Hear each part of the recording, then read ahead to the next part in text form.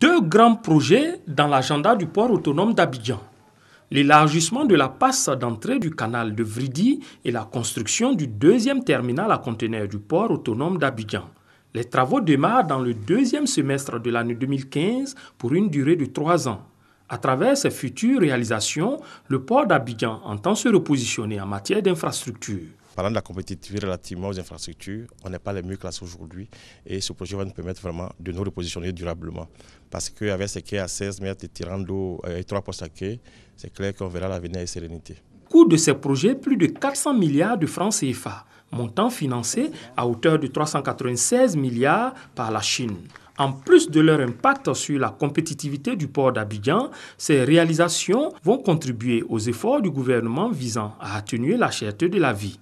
Du point de vue des infrastructures aujourd'hui, le port d'Abidjan ne peut pas recevoir des bateaux qui peuvent prendre des tonnages importants de 40 000 à 50 000 tonnes.